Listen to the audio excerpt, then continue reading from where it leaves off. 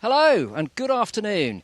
My name's Chris Packham and I've come this afternoon down to Dorset to Butterfly Conservation's HQ. And the reason I've done that is that I'm Vice President of and a very big fan of Butterfly Conservation.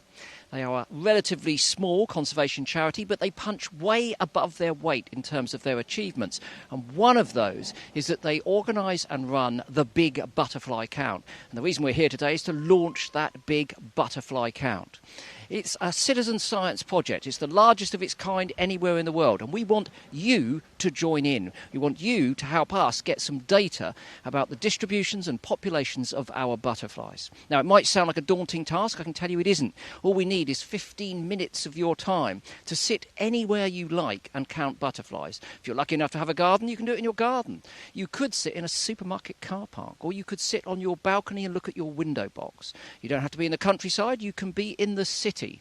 And in that 15 minutes, all we want you to do is tick off the number of each of 20 butterfly species. Now, how do you go about doing that? Well, you go to bigbutterflycount.org, bigbutterflycount.org, and there you can download an app so you can do everything digitally, or you can get yourself one of these forms to fill in here. Now, it comes with a very handy identification guide. I've got to say, in the UK, we have somewhere between 55 and, almost 60 different species of butterfly. Some of them could be quite tricky, not the ones that we ask you to look at during the course of this count. So don't be put off by the fact that you don't know your butterflies well enough.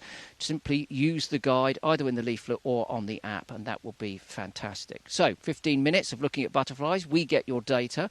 That means we understand more about these insects and how we can conserve them. But also, you get 15 minutes of just focusing on nature, zoning out the rest of the world, getting rid of the football, getting rid of the politics, just thinking about the beauty of nature.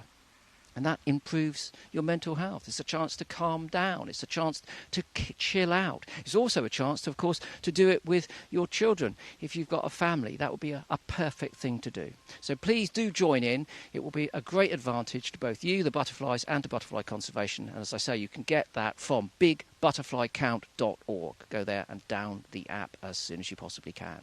Now, we're going to be broadcasting for about the next 50 minutes here. We've got a wealth of stuff about butterflies and moths to show you, some really fascinating things. And to help me with that, I've got two young people who are absolutely brilliant. Firstly, Leanna Fernandez. Come on in, Leanna. How are you? Good, thank you. How are you? Yeah, I'm pretty good. I'm very excited about this. I love this day every year. It's always such a great survey. And it's nice that it's going to include moths too, which are my favourite. So. Okay, you've been a bit mothist there at the start, yeah? My kind of aim. But no, I'm really excited to be a part of the Butterfly Count, having been a fan of it for so many years. So I'm happy to be here. And you're also a member of the Youth Council. I am. So I'm one of 10 of the youth panel, and we represent all of the youth population in the UK and why we should care about butterflies as a young audience. So, yeah, that's us. Also joining us, young man I've got enormous respect for, Indy, Greene. Hello. Normally we're talking about goshawks, mate, but today it's butterflies. I'm devastated, genuinely. I mean, we've mentioned it, so that's taken, a couple of minutes to mention goshawks. I'm still happy. That's fine by me. Are you all right? I'm good, thank you. I'm very tired from all the walking we're doing, but we're doing all right. You're walking from Land's End to John O'Groats? Just a little bit, yeah. So we're on day 60. We've got 40 days left. My knee hurts. I feel about as old as you, how are the feet? They're doing all right. I mean, I won't show you because they look a bit... I mean, I was blistered? Accused, they were blistered, but I've been accused of having trench foot as well, which I need to sort out. But we're good. We don't want to see trench foot. No, you don't. Not on the Big Butterfly Count. You really don't. One thing we haven't mentioned is our fantastic T-shirts. Look, I've got the Jersey Tiger. I'm sporting the Jersey Tiger. Yeah, we are actually, yeah. Love them. What do you think? I like the colour. I managed to match up my scrunchie as well, because you get a different range of colours for the T-shirts. So, yeah, I'm pretty happy. Yeah, and you've gone for the green there, Indy. I went brown because I've got brown trousers on. Brown shoes, brown socks, brown pants. Not quite, but there we are. If you'd like to get your hands on one of these T-shirts, do go to the Butterfly Conservation website, and there's a link there you can click through. I think they're very, very nice, actually. I really like Anyway, look, that's enough of T-shirts. What are we going to be up to, Leanna? So, just to give a quick rundown on what's going to be happening. First, Indy and I are going to be having a look at some of the amazing moths that we caught in our trap earlier this morning, which is very exciting. And then head over, I think we're going to have a chat as well. Exactly. So without further ado, I'm very, very excited to talk to Dr. Zoe Randall a bit more about the butterfly and moth species we might see during the count. So hello, Zoe. Hi there, how are give you one of those. Thank you very much. Super, thank you. Also, got to say, again, lovely shirt, really nice, rocking it beautifully. Thank you. Same with yours. Thank you so much. That the rehearsed compliment was not rehearsed. But so tell me, how are the butterflies doing in the UK at the moment? Well, overall, the long-term trends show us that our butterflies are declining. 80% of butterfly species are declining in terms of abundance, so that's how many there are, and also in distribution, so where they're found. It's been quite a poor start to the year. We've had a lot of rain. It's been very dull, so we've had poor numbers through the spring. Summer, well, we've not really had much of a summer, have we? Maybe a couple of days if we've been lucky. So it's a poor summer so far as well. But I did check the weather forecast this morning. The sun is coming out, which is great because it's a big butterfly count launch today. And so hopefully butterfly numbers will be boosted and people will see lots of butterflies during their big butterfly counts. Super. So that links on to my next question, which is what are we expecting to see this year? So it could be a late emergence. What are you predicting for the rest of this butterfly season? Well, as I said, it's been poor and it's looking like the season is quite late. So species like the ringlet and the meadow brown and the what's the other one? Ringlet, meadow brown, and what's the other? Oh, the marbled white. Yes. The marbled white. They're just starting to come online now. And last year we had the red admiral was top of the pops, and that was the overall winner of the big butterfly count last year. That's a species that is expanding its range northwards. It's managing to overwinter. Because our winters are getting warmer, so it's managing to stay here all year. Holly blue is another one that people can see. That's expanding. It's spreading its range northwards. 30 years ago, you wouldn't have seen a holly blue in Scotland, but they got established in about 2006 in Edinburgh, and now they're in Ayrshire. And last year, there was a massive explosion of them in Fife. So holly blue is another one to keep your eyes peeled for. And obviously the Jersey tiger as well, again, spreading northwards as a result of climate change. Wow. So there's definitely hope then left for this butterfly season. So obviously it's been very quiet so far, but we might start seeing some soon. So you've been involved with the count for a little while now. How long roughly? 5 years altogether. Nice. So what trends have you seen over that time in butterfly decline or numbers or increase, things like that? Well, every year it's different. Top of the pops, the pole position butterfly varies from year to year. A lot of that's due to the flight period and the phenology and whether it's been a slow start, what the weather's doing and all the rest of it. But last year, for the first time ever, we did manage to calculate 13-year trends from the big butterfly count data set. And we've compared those with the UK Butterfly Monitoring Scheme data, which is our gold standard survey that's been running since the 1970s. And the what's great is that the population trends are broadly similar. Wow, that's really interesting. So that's, again, nice to hear. Brilliant, super stuff. Thank you so much, Zoe. Lovely to chat to you. Thank you. Absolute pleasure. So we've heard about some of the butterflies, but let's have a look at some. So last night we set up a trap here at the Butterfly Conservation HQ, and it was a moth trap, and we left our overnight plugged in to see what species we could get, and this was us having a look at it this morning. And honestly, I can tell you, opening a moth trap is like absolute Christmas Day. Like in the summer, it feels so weird, but it's so exciting. You never ever know what you're going to get, and we had some absolute crackers. It was just stunning. It's just so many. The diversity of moths are just absolutely superb. They really, really are. So here we go. So this is inviting Leanna back in with the moth trap to have a look at our haul. So we have a really, really lovely haul. I'm just going to place it here. There we are. Look at this. What have we got? I'm going to have a quick rummage here. And first, I'm going to just show, this is the elephant hawk moth. And this is one of my favourites because it's just such a pretty pink colour. Look at that colour. Look at you. Hello. And we also have lots of butterfly and moth-friendly plants around, obviously. So we're going to take it out, actually, and hold it. So Can we hold the pot for you? Sure, thank you. Yeah. Let's have a proper look. Yeah, like we say, if they fly off, it's okay. There's plenty of shelter in the area for them. Go on, let's see if you want to come up. Sleepy as well. Oh, there we go. Here it is. Look at that. And you might notice that it's got this really pink colour and not what you'd imagine for an elephant, pink elephant. And the reason for that is their caterpillar is absolutely stunning in that it looks like an elephant trunk. It's so cool. And what they do is they raise up their kind of hind and enlarge themselves when they're scared with these big eye spots, and it looks like a snake, so it scares predators away, which is incredible. But yeah, then they turn into this lovely pink colour.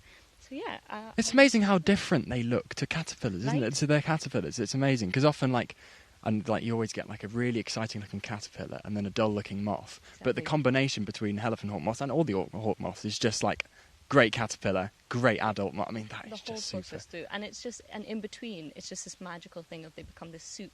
So we don't really know what's happening in there. And then, out of that, made into this amazing structure. So I'm just going to place Superb. it How there. cool. I'm going to show you one as well. Where is it? Okay. This is one of my favourites. Also a little sleepy. And we've been looking after these since this morning when we caught them. Now this, let me get it out. Whoops. Grab on. There we go, mate. This here is a privet hawk moth, the UK's largest resident moth. And this is one of your favourites. And this right? is my favourite. There we go. You can just hopefully see a bit of the gorgeous pink underwings on the mate. Oh, look at that there. Look at the colour. They're just absolutely stunning. And when they fully extend their wings, they're absolutely ginormous. And they're just the coolest looking thing. But look at your little face. They're just absolutely stunning. And these, their larvae will feed on a range of food plants. So things like honeysuckle, which is we were discussing earlier, good for a lot of different moth species, and also holly and just loads of different. Blossom. Yeah, salad blossom. Yeah, they're just absolutely. I mean, how can you not love that? And It's you can amazing. You can see there as well the antennae there are quite feathery, and that's actually one of the ways you can tell between moths and butterflies. So butterflies you'll find with their antennae end in a club-like shape. They're quite smooth, and then moths have these lovely little like feathery antennae. So that's how you tell the difference between them, which is great because this one's so big. Yeah, exactly. Yeah, fairly confident as a moth, but the weight of it as well. Like it's actually got a bit of weight to it. But yeah, stunning. There's my presentation. And just what else have we got? Look, talking of fluffy and feathery, this is one of my other favourites. It's a poplar hawk moth. We've got all the good ones. It's just so good, and it looks quite intimidating by its size. But what you will find with all its fluff is that it doesn't pack much of a bite at all, because these moths they have no mouth parts as an adult. And that's because they spend all the time as a caterpillar munching down and finally spend their time as an adult looking to make more baby caterpillars. So that's basically the poplar there. So if you have a look, very, very fluffy, very, very cute. You want to have a look? They're absolute. God, look at another. They've all got such stunning little. Like, you actually see the face as well, like the character of them. They're just I don't know if you can see that there. Absolutely beautiful. Yeah, it's like so soft. You just want to cuddle them, Yeah. but they're obviously a little too small for that. You can't see it right now, but when they get alarmed, they actually flash their wings and they have this little reddish brown patch underneath. Yeah. I'm not going to scare it, obviously. No, we'll keep it very nice and calm and happy. Calm, but behaving itself very nicely. Yeah, these hawk moths are doing very well. We've got a little display going on here now. Little gallery. Absolutely perfect. So, the final moth. Well, one of the final moths. We're narrowing them which moth to show you down was very, very difficult because we got so many beautiful ones, and obviously we're showing you the very, very nice ones so far. And this is much smaller than the ones we've shown, but equally epic. We'll be very careful getting them out. There we go. So this here is hello, mate. It's flown away. This is a buff tip moth. And now these are absolutely stunning, and what I just love is evolution and just the colour, like you how. Can't go wrong. So they're absolutely. I mean, obviously the plumage of them is stunning, and they resemble a birch twig. So obviously when they're roosting in the day, because most moths always come out at night, and so but then in the day obviously they've got to stay very camouflaged, and you can see there. Look at the resemblance and just to a evolution birch is twig. crazy, right? Because it's even managed to get the brown. Exactly, There. it's got it bang on. They're absolutely, it looks like a literally the broken exact birch same. twig. They're just absolutely phenomenal, and yeah, relatively common throughout the UK, so we can enjoy them. But they're just and so. Oh, I couldn't say enough. And look, I don't know if you can see the tiny, beautiful little face as well.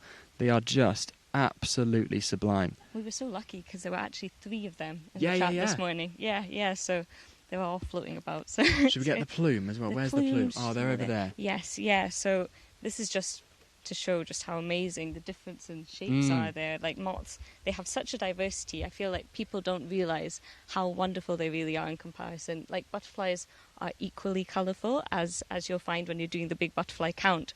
But moths also come in all sorts of shapes and sizes. So if you want to Oh, goodness hold me, that look there. at that. Look at that there. There we are. That's a white plume moth there. And they are absolutely stunning. I mean, how on earth did evolution come up with that? Like, the legs are stunning, the plumes are stunning, and even the little fragments coming off the legs. Like what? Like what? It's just. I mean, I don't really know much about them. But all I know is the fact they looked absolutely incredible. I just think they're awesome. They're just so cool. But yeah, so we had a very, very good haul. So thank you very much to people here at Butterfly Conservation for putting that out. It's the first moth trap I've done in ages, and it's so cool to see. I mean, this is what we've shown you is a very, very small proportion of what we caught. There was so many. It was epic. So yeah. That's actually my first professional moth trap. I Nice. normally just do the bed sheet and twitch methods, which also is equally good, but this Also is very good. very special. Yeah. Yeah. Thank you. Nice one. Right, so now I think I was worried it was going to be stressful with them all flying away, but it's actually been very calm. And we're going to continue that calmness with a little moment of mindfulness next, so enjoy that.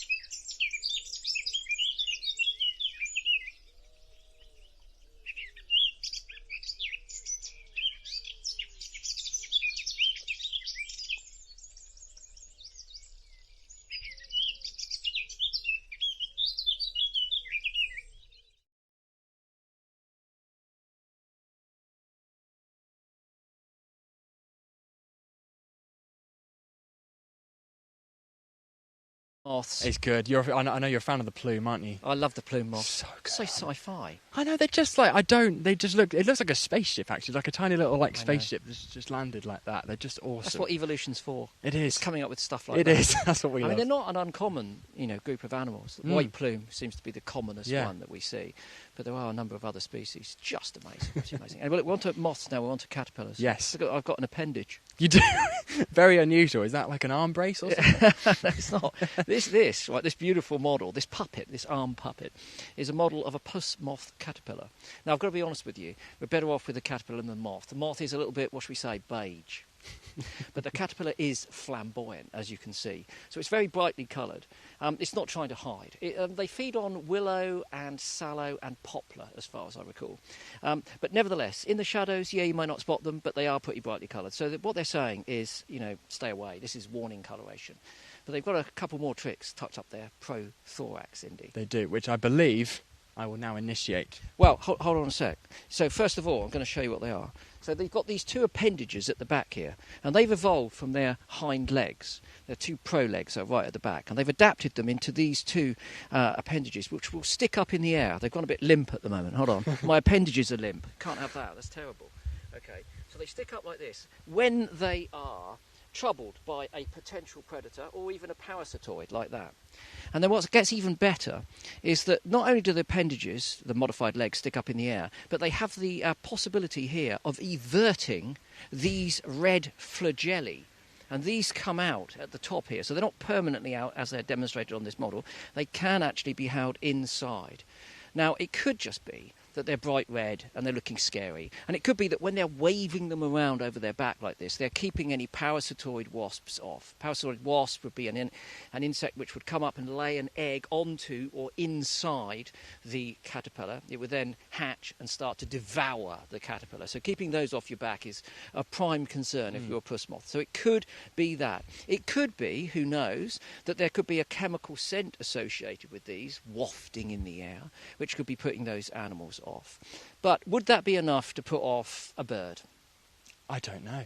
No, I don't think so. We're going to have to find out. I don't think so. So what they've done is they've further armed themselves, and they have the capacity to shoot out formic acid. Now, formic acid is, if you've ever encountered ants, if you picked up ants before, or you've smelt an ant's nest when they're agitated, you catch that sort of acrid whiff, a sort of a vinegary smell, and that is formic acid. But if I can get my hand in the right place, Indy, I've just got my hand. Yeah. There we are. Right. So what I need you to do is Yeah. you need to be a potential bird predator at this point. So you can don your blue tip mask. Oh no, hold on a moment. I've got a bit of a problem with my formic acid squirter. Oh no, there we are. Okay. So what happens on this occasion is that the blue tip we imagine, is going for the caterpillar, hanging on the underside of a sallow leaf. And these caterpillars can grow up to about 8 centimetres long, so that's a big meal, well, probably too big for a blue tit, if I'm very honest with you. But when the blue tit gets close, it's my absolute pleasure to fire. Hold on a minute, no. All I've done is actually put water up my own sleeve. Right, here we are. Oh, there we are. I'm squirting it into the face of the blue tit, or Indy. And in fact, just generally shooting Indy, because this is a fabulous opportunity for me to try and make him uncomfortable of an afternoon. And it's this which dissuades the birds from attacking them. Does it completely work?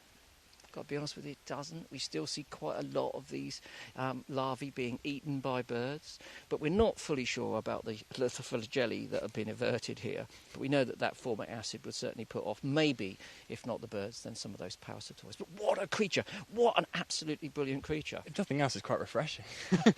I'm glad you've taken it that way. I'm not sure an actual blue tit would think the same way, but that is amazing. Amazing, isn't it? What an extraordinary adaptation. When it comes to finding these, they are quite tricky to find. I've only ever seen one in my lifetime, but they are easy to rear. So if you have a moth trap and you get a puss moth in it and it lays its eggs, they are, I'm told, quite easy to rear. Feed them on willow and sallow, and they are very, very exciting caterpillar. Look at that. So, I mean, obviously this is a marvellous facsimile, but do look them up online and you'll see that they're pretty special. They are creatures. that size as well. Yeah. I wouldn't go out of an evening with the size. I'm going to be honest with you. Okay, fantastic. Now, I think we've got some audience questions coming up. Leanna, have you got the audience questions? And have you recovered from your attack in the... I think I'll be okay. I'm quite thirsty, so that did it. Glad to hear it. And so we've got our first audience question, which I'm going to direct to you, Indy, of course. Actually. So someone has asked, how exactly do butterflies defend themselves against predators? What do they do? I mean, they look so small, right? So fragile. That's the thing. I mean, butterflies fairly, if you think of them, fairly defenceless, very brittle, very fragile, but there are some methods they've come up with. One of the best examples that I know of, at least, is the peacock butterfly. And they have, obviously, stunning wings. We're all hopefully very familiar with them. Absolutely stunning, fairly common throughout the UK. Oh, here we go. Look at this. On the inside of butterflycount.org, ID guide, we've got a fantastic peacock. They're stunning. So basically what they do to try and deter a predator, which can be a rodent, it could be a bird, it could be anything it's trying to get at it, they will move their wings in and out in a sequence which will expose those massive eye spots that they have on their wings, beautifully adapted. And at the same time, I think maybe if I'm quiet, you might be able to hear it on the audio, the noise, there's a noise made from their wings rubbing together, which is a very, very quiet hissing sound. Not sure if we're able to hear that, but it's absolutely incredible. It's amazing to think that a butterfly can actually make a noise. Like, you just wouldn't, you know, it's not an elephant, isn't it? Like, it's just amazing to think it's such a subtle, beautiful noise. But yeah, so as far as I know, that's the one I know of in terms of just a slight deterrent, but obviously they can still go, oh, I'll still have that. But it might make them a little bit go, oh, I might leave that alone for a bit. And I've heard the death head hawk moth, it also makes squeaking noises, so I don't think that's the only one. Ah, yeah, nice. That's only the Super. one, I'd love to see one of them. Great. Yeah. So, yeah, another quick question that we had was, where do all the butterflies and moths go during winter? And I can take this one in that there's a whole range of where butterflies and moths exactly go, because, you know, it snows and you'd expect they've all disappeared, but actually the brimstone specifically, it stays in the snow because it has glycerine in its body that it uses as a kind of antifreeze and can stay in frozen weather. So you'll see this beautiful sight, if you manage to spot it, where essentially it's covered in frost but completely fine. And the rest I either stay as cocoons over the winter, or you'll find in houses, you might find a butterfly and you might think it's dead. It's not. It's dormant. So leave it there, leave it over winter, and it'll fly when the weather warms up. So that's where you'll find them. And That's very cool. one more question is, so this is another question that we had, which was just wondering, what exactly is it, when butterflies, they go on water, can they go on water? Can butterflies walk on water? That's an unusual question. Why, can butterflies walk on water? The question is, why would they wish to? That is the key thing. Certainly butterflies will regularly come to water. They can be quite thirsty. And they'll come not just to water, but things where they can drink nutrients. So particularly areas where there's salt in the water, they'll come down and they'll perch, and you'll see their proboscis go out and they'll be drinking those salts. On that account, they'll come to rotting meet on occasions. And I remember I lived in France for a while, and I was fortunate that in the garden we had some large oak trees, and they were home to purple emperor butterflies. And I'd go out for a sweaty walk with my dogs, about 40 degrees, where I was living, and I'd take my boots off and I'd leave them out in the sun to dry off. I know it's slightly unsavoury, sweaty boots in the sun, but nevertheless not unsavoury for the local purple emperors, which would come down from the tops of the trees and rest on my boot, supping at my sweat, which had been left in there. And it was the salt in that they want to. As far as I'm aware, there are no water-walking butterflies. When you think of insects that do walk on water, you're thinking of pond skaters. And they're able to do that because on the end of their legs, they've got these hydrophobic hairs, tiny hairs which repel the water. And they give them the capacity to not so much walk, but actually jump across the surface of the water. But no, butterflies would try and avoid water. In fact, there are some species that will migrate over large distances, including over water. One of them, painted lady, of course, migrates across the channel here in the UK. But there are other species that definitely don't like flying over water, and they would positively avoid it. So no, not as far as I'm aware on planet Earth at this point in time, but who can say what might happen in the future? Evolution goes in some very, very peculiar direction. I guess that means I'm going to have to ask for sweat in the future to catch a couple of butterflies. Well, I'll be honest with you, it's not just sweat. One of the ways, in the old days, when people were collecting butterflies, thankfully that habit has all but vanished now, thankfully, people would go out trying to catch the purple emperors, and they would come up with an imaginative means of trying to get... They're all always flying around the tops of the oak trees, so even with the longest handled net in the world, you're not going to score. So they would do everything they could to try and get them to come down. And, people used to put out rotting fish, sardines, that sort of thing. One thing that I've noticed them coming down to on several occasions over the years, slightly unsavoury, even more unsavoury than my sweat in the boots, is canine faeces. They love it. I've seen that. They come down to the canine faeces. I've seen that in Sherwood Forest. I've seen purple emperors coming down, and it's slightly ruins the photo you're trying to get because it's not very aesthetic, shall we say, but very easy to see if they're on the path in front of you, which is where dog poo's normally left. Yeah, and again, we might turn our nose up at that, quite literally, of course, but from the butterfly's point of view, it's all about getting those essential nutrients. Good stuff. Is that all our questions at this point? I think it's probably safe to move on after we've got in sweat and we've got in canine faeces there, and I've drenched Indy with formic acid, which has been absolutely brilliant. Now, a couple of weeks ago, you might have noticed that we organised a march called the Restore Nature Now March. And we requested that all of the UK's NGOs, those non-governmental organisations, like Butterfly Conservation, come together in London, encouraging as many of their members and supporters and staff to come along too. As it turned out, it was the largest pre-election march anywhere in the country. We had somewhere between 60 and 80, some even said 100,000 people. And we came together there to focus on our similarities and put aside any differences that we might have, because everyone is beginning to recognise that the situation we find ourselves in at the moment requires urgent attention. We've got climate breakdown, we've got biodiversity loss. Some of our butterflies are in trouble. That's one of the reasons why we're doing the butterfly count, to find out more about those species so we can effectively conserve them. Anyway, look, here's a bit if you came, thank you very much for coming. Do keep your sweaty boots ready, because there's every chance we'll need to call upon you again to come to the capital, because I'm not entirely sure we achieved all of our objectives on the first take. If you weren't able to come, take a look at this, because it really was quite a special day. There's so many incredible people doing so many amazing things that can all inspire us, and just to make even small changes in our daily lives. And there was just one tweet that I dig down in my screenshots on my phone last night that Chris made a little while ago, and I just think it's really important. I just think it really encapsulates why we need to look after nature. He said, "Say hello to my little friend, fluffy and delightful, looking for a home. I gave it a helping hand. Everything counts, every last living thing, because we make being alive so difficult for them." And that was a little bumblebee that he rescued. And I just think that's such a beautiful little encapsulation of how important it is to take care of everything. If you anything you can do, any small thing, any tiny change in your daily life can have such a big impact. People are starting to become so much more converted to being, interested in nature and caring about climate change and wanting to make a difference. So keep it up. When we talk about or chat about preserving our planet for the next generation, it's so easy to imagine the next generation purely being for our people, or specifically our children. But that is not the case. This should also extend to the next generation of nature, whether that's moths, butterflies, or birds, or even trees. because from the food we eat to the very air we breathe, we are without a doubt linked to nature. So we need to take care of nature in the same way that we depend on it too.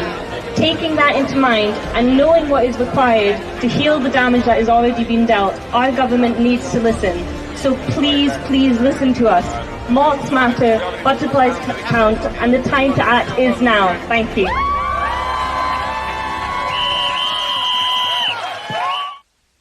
What a great day that was. It was such a nice day. And the weather was nice too. Oh, it was so sunny. But the march was hot. It Very, was very hot. It was a hot march. I would have attracted a lot of purple emperor butterflies by the end of that, honestly.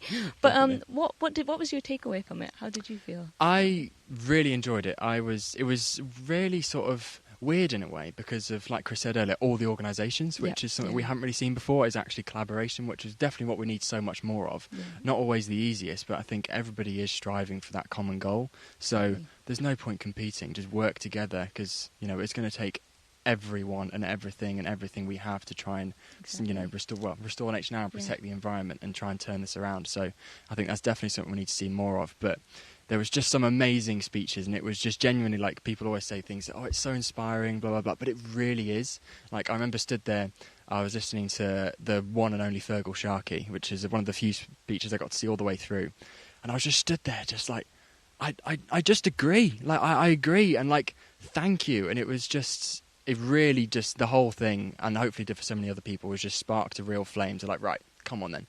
Come on, it can feel fairly lonely sometimes in the environmental space. You think, oh, is it just me? Who cares? And then you're surrounded by so many amazing people who do as well. So it's inspiring. But what about you? Did you enjoy it? No, I completely agree, though, that collaboration is key. Exactly. And I found that after that, it was, everybody was there. There were so many people. But I think what we need to do is keep that action going. Yes. I think after this, things like the big butterfly count, we need to keep using to properly communicate that message of conservation, why we need to actually restore nature. So the day itself was amazing. I want to see people that inspired and enthusiastic in the future, for sure, just continuing that goal. So definitely. One of the other things I really enjoyed was just, like, the amount of people that I knew there. It was just, like, so many friends in it. Like, I have no friends outside, well, in general, but also no friends outside of the conservation and nature world. Yeah. And it was amazing to catch up with so many people. And some of the people who were there as well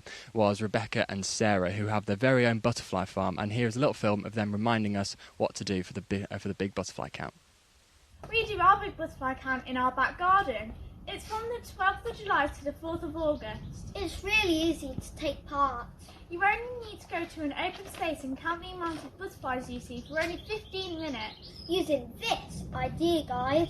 And you can submit your results to bigbutterflycount.org, or you can download the app at Butterfly Conservation's website. That's it for now. Bye! Top stuff there from Becca with her butterfly farm. Always watching her. You can follow her on Twitter, where she's always posting interesting things, not just about the butterfly farm, but about the life cycles of those insects. I'm very pleased now, however, to be talking to Julie Williams, CEO of Butterfly Conservation. Julie, thank you so much for inviting us. You're very welcome. It's brilliant to have you in Dorset, Chris. Very kind. It's very kind. We love Dorset. I always say it's the second best county in the UK as a Hampshire person. Well, yes. But then I could easily have my arm twisted. I have to say it's beautiful here. But aside from UK geography, the march I felt radiated a sense of hope. What did you feel? I agree with you, Chris. I think we have to be hopeful. We have to be hopeful that we can make significant changes. At Butterfly Conservation, I'm really proud that we absolutely have the data to work out what those conservation solutions are, and then we turn that into action on the ground. We have just input the 60 millionth biological data record collected by thousands and thousands of volunteers over decades of work. That data is so important for us because we're not just talking as an organisation of this is what we think. We know what solutions are needed. But I think we need more. We need more money. We need more urgent action on the ground. See, from my point of view, we've grown up, us of our age have grown up through a period where we've not only been charting the declines, which make us quite depressed at times, but we've also been putting together a whole portfolio of means of affecting that conservation. I mean, yourself, Butterfly Conservation, I've been to any number of fantastic reserves where there's a great abundance of these insects and other wildlife, of course. It's not that we can't do it, we're just not doing it broadly enough and rapidly enough. Yeah, I agree with you. And I think a classic example of where Butterfly Conservation has worked in partnership, we've collaborated with other partner organisations and also individuals, is around the large blue, which is an amazing success story in the UK. I was very lucky a number of years ago to go out and see the large blue for the first time. I spent a very long day in a very hot field, didn't see any, was really upset. 30 minutes before I left, there was a large blue. I can't tell you, my heart soared.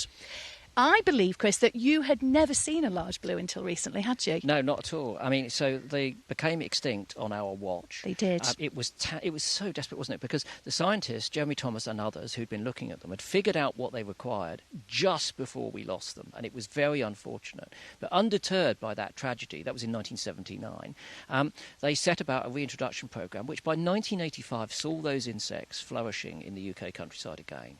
Testament to their skills as scientists and conservationists, a whole team of people, Butterfly Conservation, Somerset Wildlife Trust, as you say, many partners involved, Natural England as they are now, involved in that scheme. And I went out and I saw, well, I've got to say, my day was easier than yours.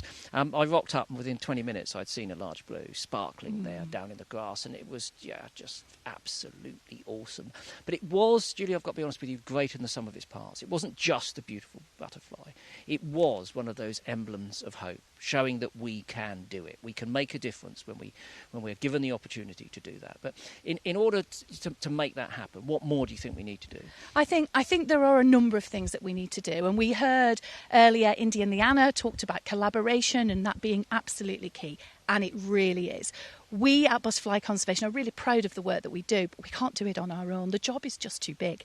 And so actually working together in the sector through partners like Rethink Nature, for instance, working with all of the environmental NGOs is really, really crucial for us. The other big thing for us is around we need to lobby governments. And that's not just governments in the UK. We need to be lobbying governments globally. Climate change is a real issue. The world is just not doing enough. I think there's also something for me as well around, if I think about climate change, I live in a world where climate change is real. I think about it every day.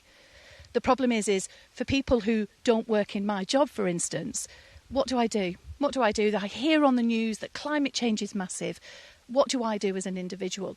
And I think it's really important for us as environmental NGOs that we try and really help people communicate what you can do on a day-to-day basis that is small. So for me, there's the lobbying at a real global scale, there's working in collaboration with other partners, and then I think it's around encouraging people to make a difference that they feel they can do within their everyday life, which is why Big Butterfly Count is so important. We need people to get out and count those butterflies and moths, because actually they give us the richness of data that we need, and it is vitally important. If you do the count and you don't see any butterflies, that record is still as important to us as an abundance of butterflies. It certainly is. We need to know where they're not in order to obviously help them where they're not.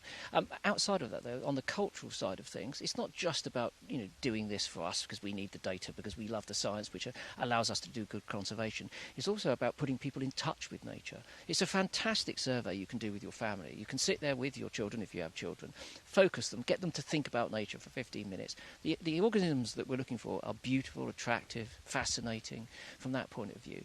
And it's also good for our mental health. It is, and I think, one of our main focuses as an organisation, and many other partners, I have to say, is around connecting people to nature.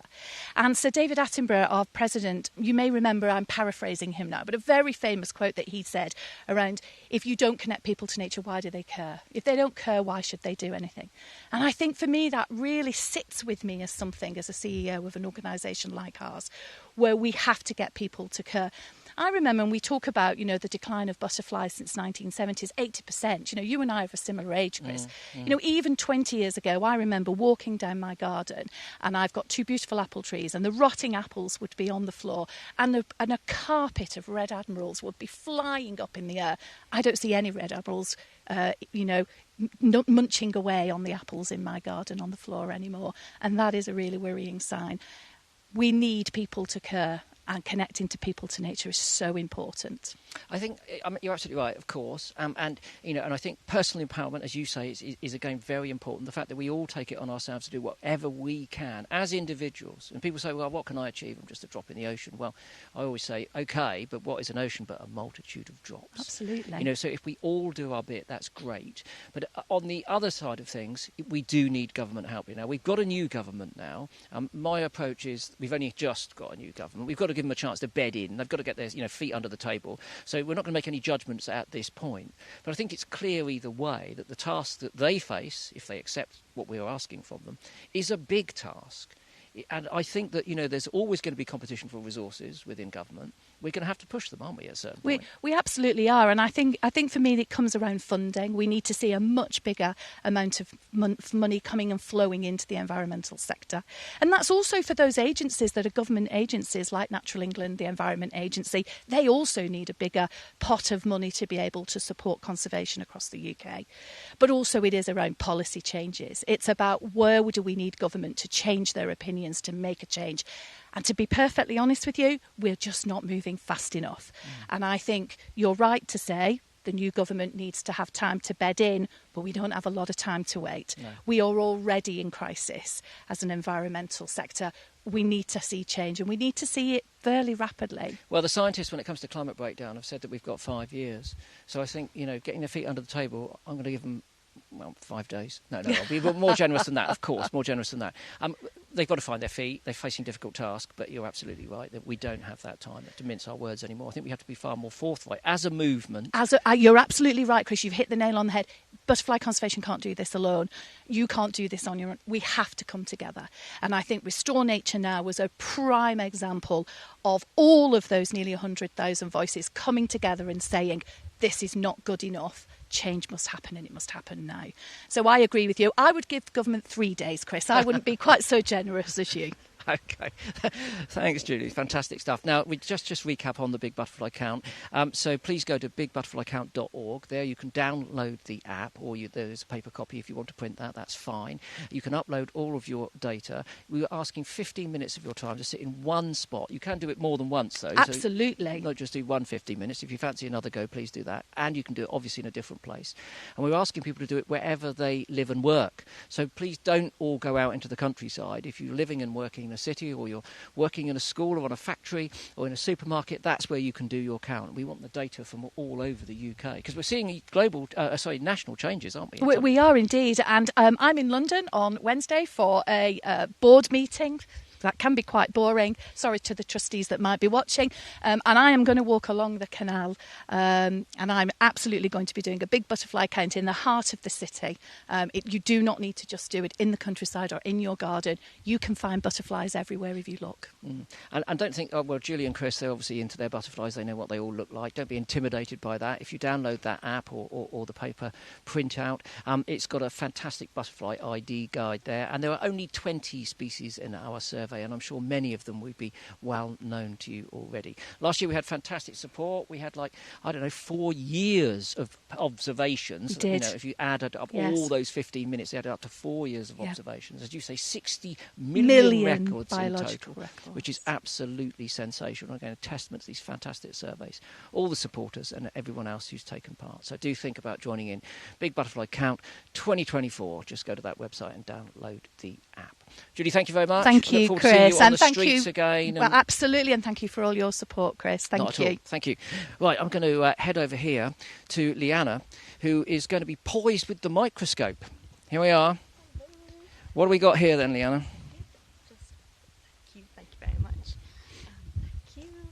And we have got some butterfly scales with us today. So let me just get the butterfly scales out for us. And these are so we've got a little microscope that's wired up to our laptop here. I'm going to put my glasses on. Just see. Right.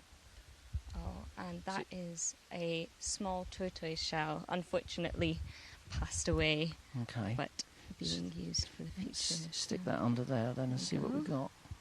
How's it looking? Yeah, it's quite good. Hold on. This I side. don't know how we... it's looking pretty good, actually, as far as I can make out. It's quite difficult to see the laptop out here. But you can see, basically, the pattern's broken down. It looks as if it's pixelated in some way or form. And that's all of the scales, isn't it? Yeah. And this is exactly... These scales are so important, right? And this is exactly why you have to handle butterflies with such care, because they aren't there just for colour. Oh, it's flying away. No, I'll tell you what, let's put it back with the underwing. So flip it over and let's take a look at that underwing instead. So this is the camouflage side of the insect. And I don't know how we do the focus. How do you focus this? Hold on. There we are. That's better, I think. Nice. There we are. Yeah, look at that. Nice and sharp. Yeah. And again, you can see all of those individual... Oh. A wind. Where did he go? Where did he go? He's on the ground. Oh, honestly. there he is. You got it?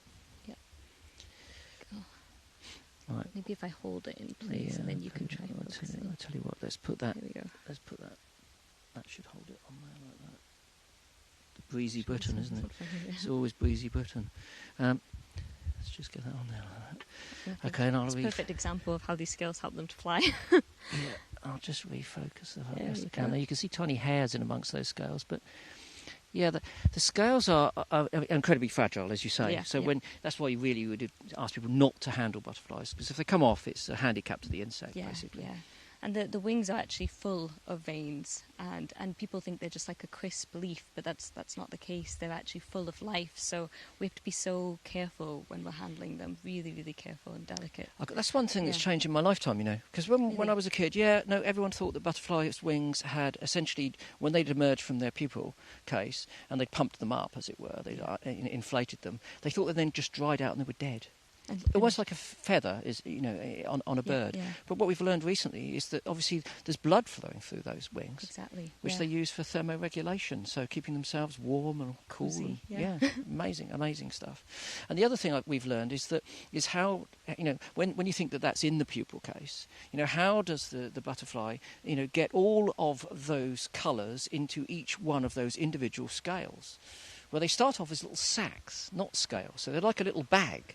And as the wings are developing, the pigments are pumped through sequentially. So here on the small tortoiseshell, if it was on the more colourful side, the orange would pump through and it would fill up all the little bags that were needed to be orange. And the next colour would come through, might be the yellow, and that would fill up the yellow bags. And then the black might come through, and so forth. And then they dry out, shrivel up, but they retain the pigment. So they fill them up sequentially. And then some of them, maybe the blue on here, blue's quite a rare pigment in nature. Many of the substances which produce blue pigments are quite toxic, and therefore we don't see them too frequently. But what we see is something called structural colour. And structural colour isn't anything about pigment. It's about the way that the light is refracted, bent through the fabric, and it's scattered into a part of the spectrum, which in this case on the small tortoiseshell would be those blue spots. And even a lack of colour is equally important. You get clear wings where they're transparent, look like little panes of glass, actually, and that helps them to evade predators, because then they can camouflage into any colour that's in the background, which is amazing too. Yeah. Really amazing as well. Yeah. So, the small tortoiseshell, we've got that one here. Look, this is it. So that's essentially what... And also on the T-shirt. Oh, you're on your T-shirt, of course. Fantastic. Oh, no, website. we're he's flying away we're losing our specimen. I've no doubt this one appeared, probably caught in the spider's webs. You frequently get them in your garages. Like you were saying earlier, they can go in there to hibernate over winter, and they get caught there. So fascinating to take a closer look at them. I always think, one of the things that we forget to do as adults is to look at things as if we were seeing them for the first time. Yeah. Cast your mind back when you were a child. You first looked at a butterfly. You weren't interested in its name. Yeah.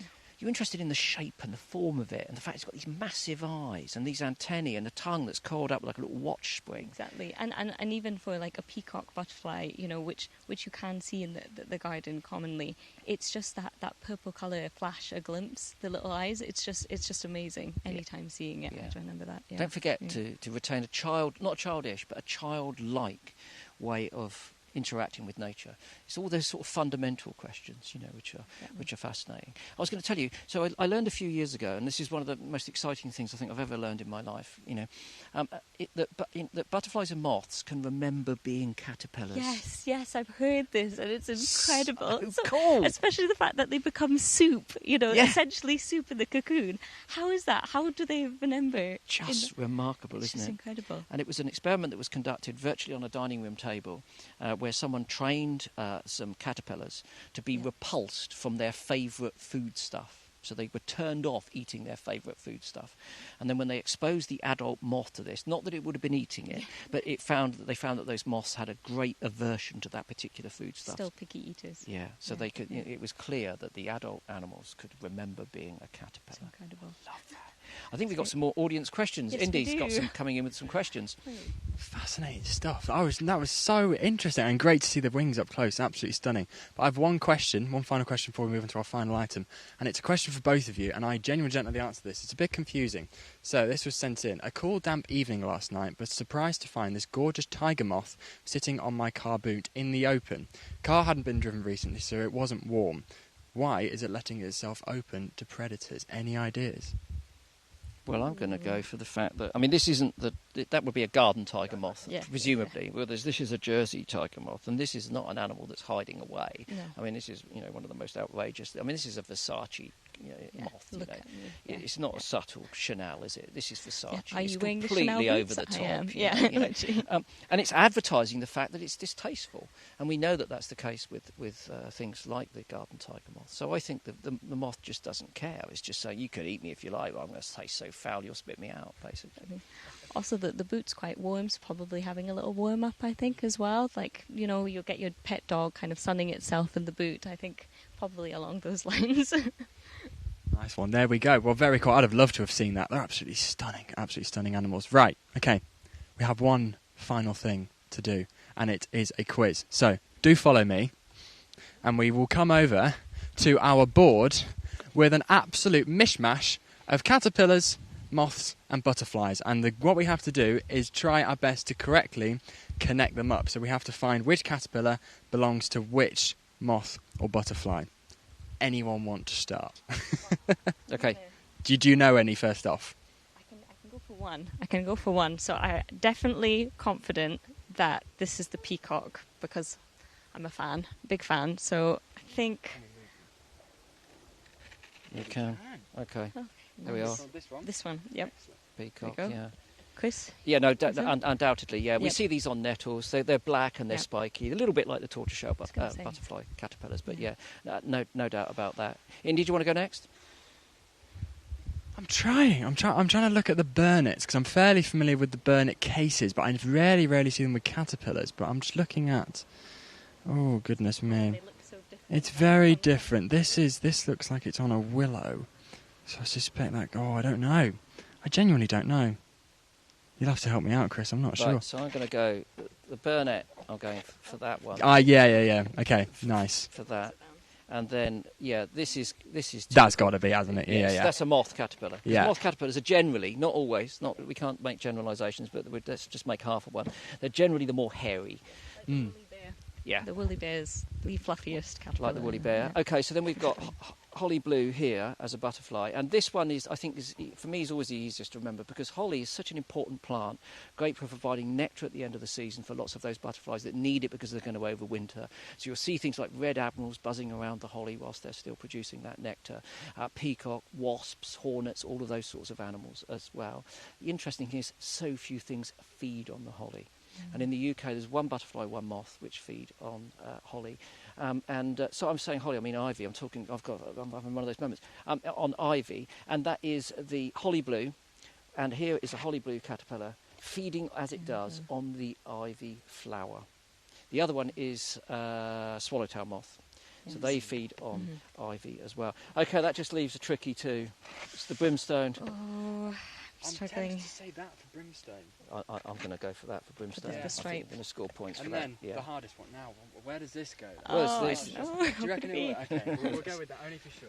Okay. Okay. Go with that. I don't Do think you there's reckon- anyone here to mark us, so the viewers at home will be the ones that are making a judgment at this point. Let us So, know. Yeah, will we be invited back to Butterfly Conservation's launch of the Big Butterfly Count next year, based upon our display of knowledge here, or will our contacts rapidly be terminated?